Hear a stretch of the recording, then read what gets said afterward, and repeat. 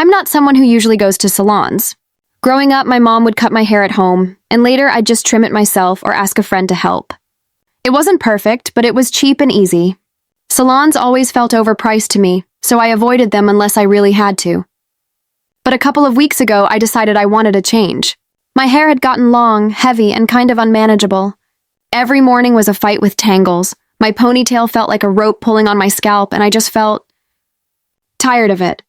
Plus, I had a work event coming up and wanted to look fresh and put together. So I told myself, you know what? You deserve this.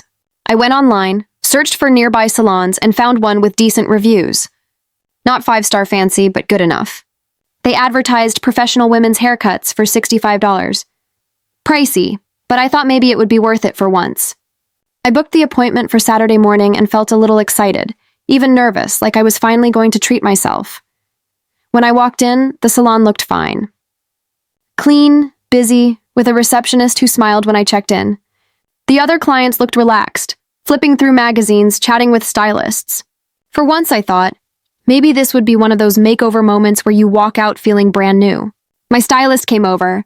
She wasn't exactly warm, more rushed than anything, but I didn't think much of it. She draped the white cape over me, pushed my hair back, and immediately led me to the sink. I figured, okay, this is just the prep before the cut. The water was warm, the shampoo smelled nice, and for a few minutes I actually felt relaxed. My hair was getting washed by someone else, and I thought maybe I'd been too harsh about salons all these years. Maybe this would be worth the $65. When she finished, she towel-dried my hair, blew it out a bit, and brushed it straight. At this point, I was waiting for her to grab scissors.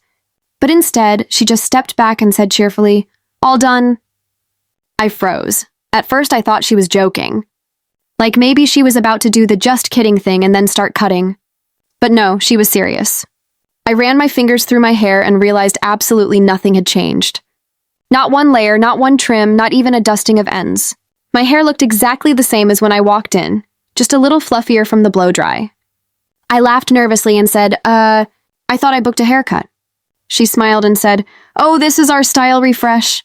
We wash and style your hair to make it look great again." I told her no, I specifically booked a haircut. I wanted length off. I wanted layers. She shrugged and said, "Well, it looks amazing now, right? That's the service." And then she printed the bill. $65 full price for a haircut that never happened. I told her as calmly as I could that I wasn't paying for something I didn't get. She immediately got defensive, saying, "We did the service. Your hair looks better, doesn't it?" I explained, looking fluffy is not the same as having a haircut. I booked a haircut and no hair was cut. That's when she called over the manager. Suddenly, it was 2 against 1. The manager came over with this tight smile and said, "Our stylist spent her time on you, and you need to pay for her work." I repeated that time spent wasn't the issue. The issue was that no haircut happened. I booked a women's haircut, and what I got was a wash and blow dry. That's not the same thing. The manager kept insisting that the stylist had completed the service. I could feel other clients glancing over, the whole salon going a little quiet, and my face burning red. I hate confrontation, but I wasn't about to hand over $65 for literally nothing. Finally, with my heart pounding, I pushed my chair back, grabbed my bag, and said, "I'm not paying for a haircut when no hair was cut." Then I walked out. The entire salon went silent. I could feel everyone's eyes on me, but I didn't turn back. My hands were shaking as I stepped outside. The rest of the day, I couldn't stop replaying the scene in my head. I don't like making a scene. I'm usually the person who just goes along to avoid conflict. But this time it felt so wrong, like such a blatant scam, that I couldn't let it slide. Later, I told my friends about it. Their reactions split right down the middle. Half of them said, "Good for you. Don't let people scam you like that. You were completely right." But the other half? They told me I should have just paid, left a bad review, and never gone back. They said now I look like a Karen for walking out without paying. That stung. Because I wasn't trying to be entitled. I just wanted the service I booked. I kept second-guessing myself. Did I overreact? Should I have handled it differently? Should I have just paid and left? That night, I went back to the salon's website and double-checked my booking. It clearly said women's haircut. Not style refresh, not blow-dry, a haircut. And that's not what I got. So here I am, posting on Reddit, because I honestly don't know if I handled it the right way. On one hand, I feel like I stood up for myself. On the other hand, I hate that I walked out of a business without paying, even if I didn't get what I ordered. So, Reddit AITA for refusing to pay after a salon didn't actually cut my hair? When I first walked into the salon that day, I actually felt a little hopeful. It had been months since I'd done anything for myself, and I had finally saved up enough to get a real haircut. The place looked nice from the outside.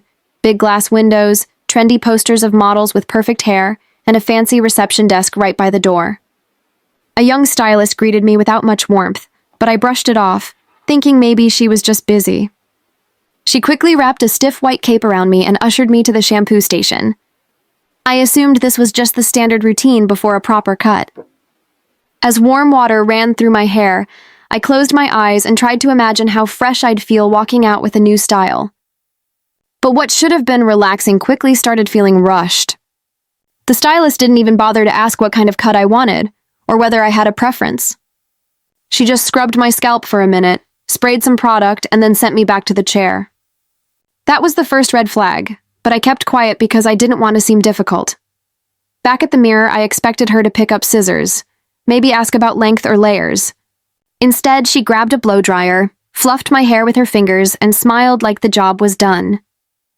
My heart sank. I sat there stunned, waiting for her to say, "Okay, now let's start the cut." But nothing came.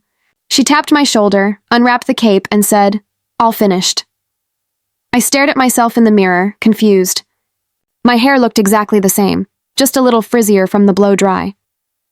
I tried to laugh it off, thinking maybe it was some kind of prep step, but no.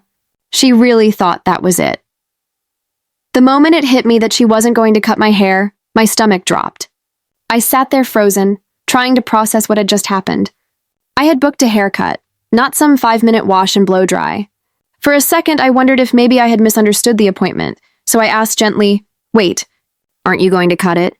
She gave me this quick, dismissive smile and said, "Oh no, it looks great just the way it is. We just cleaned it up for you." Cleaned it up? That wasn't what I asked for. My voice caught in my throat, because I didn't want to embarrass myself in front of a room full of strangers. But inside, I felt this mix of anger and humiliation. I glanced around the salon, and I noticed other customers getting full treatments. Actual haircuts, color sessions, blowouts that clearly took time and effort. Meanwhile, I was being brushed off like my appointment didn't matter. The stylist handed me a mirror to check the back, but there was nothing to check. My hair was the same. I wanted to speak up right then, to demand the service I had paid for, but I second-guessed myself. Was I overreacting? Maybe this was just how they did things here? The longer I sat there, though, the more obvious it became. I had been scammed. When I finally stood up, she directed me toward the front desk to pay. That's when I saw the price, the full haircut rate. Not a discounted wash, not a styling-only charge. Full price. My chest tightened. I asked the receptionist if there had been some mistake, and she just shook her head politely, sliding the bill across the counter. My hands were trembling as I pulled out my card. I couldn't believe I was actually about to hand over money for nothing. It felt like they had taken advantage of me just because I stayed quiet. Walking out with my hair untouched and my wallet lighter, I kept replaying the whole interaction in my head, wondering if I should have pushed back harder. By the time I stepped outside the salon, my blood was boiling. I stood on the sidewalk for a good minute, clutching the receipt in my hand, debating whether I should just leave it alone or walk back in and confront them. Normally, I avoid conflict. I'm the kind of person who would rather smile through bad service than make a scene. But this time, something inside me snapped. I had worked hard for that money. I had planned this haircut for weeks, and I wasn't going to let them get away with treating me like I didn't matter. So I turned around, pushed the glass door open, and walked right back to the front desk. I asked calmly, "Can I speak to the manager?" The receptionist looked uncomfortable, but went to fetch a woman in her mid-40s who came striding out with a forced smile plastered on her face.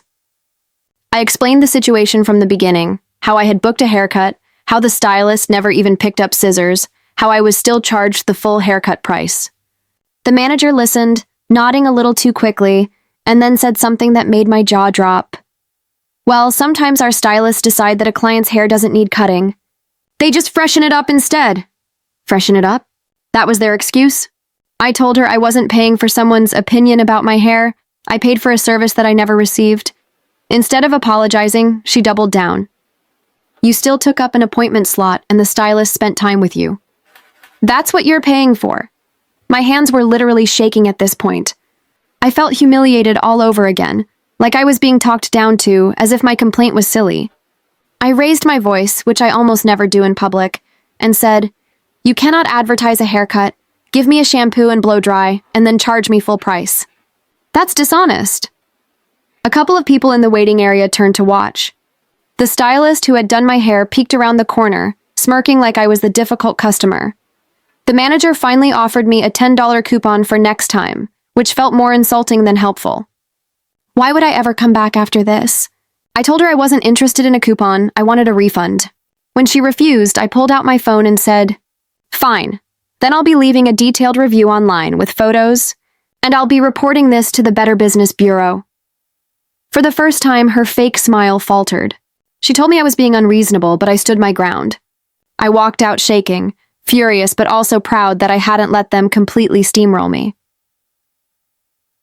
When I finally left the salon for good, I sat in my car for almost 10 minutes before even turning the key. My hands were still trembling from the confrontation, and my throat felt tight, like I had just swallowed back tears. It wasn't even just about the money anymore. It was the way they treated me, like my time, my money, and even my dignity meant nothing.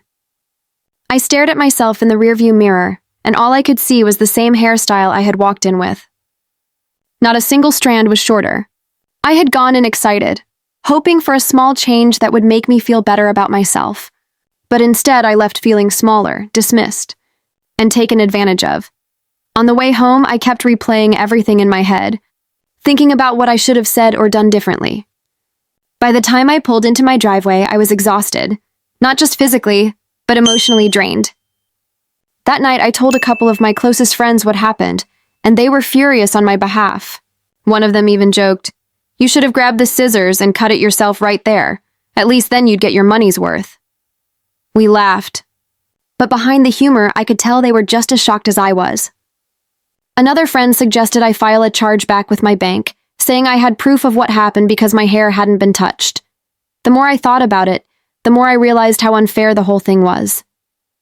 It wasn't just about one bad haircut experience. It was about being treated like my voice didn't matter. That's what stung the most.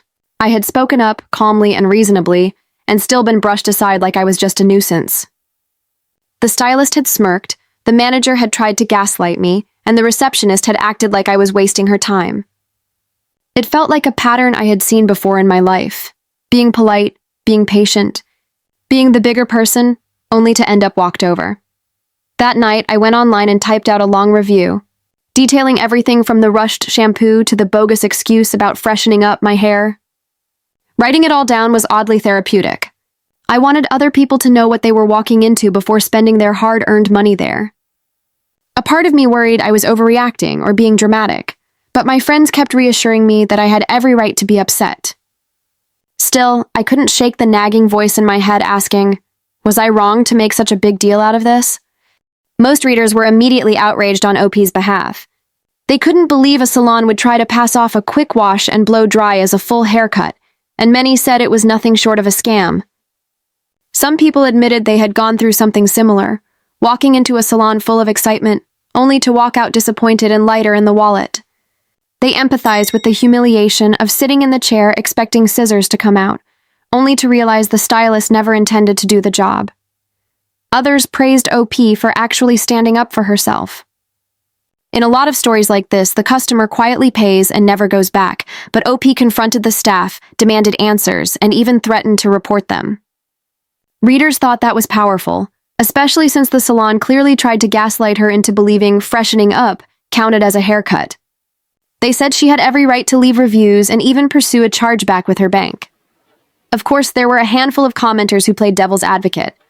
A few wondered if maybe there had been some miscommunication about the appointment type, or if the stylist genuinely thought her hair didn't need cutting. But even those people admitted the salon handled it poorly, because no customer should be charged full price for a service they didn't receive. The overwhelming response was that OP was not the asshole. Instead, people felt she had been cheated and disrespected, and many encouraged her to take it further, post pictures, file a complaint, and make sure no one else had to go through the same experience. Some even said they would have refused to pay on the spot, no matter how awkward it felt, because standing up against scams like this is important.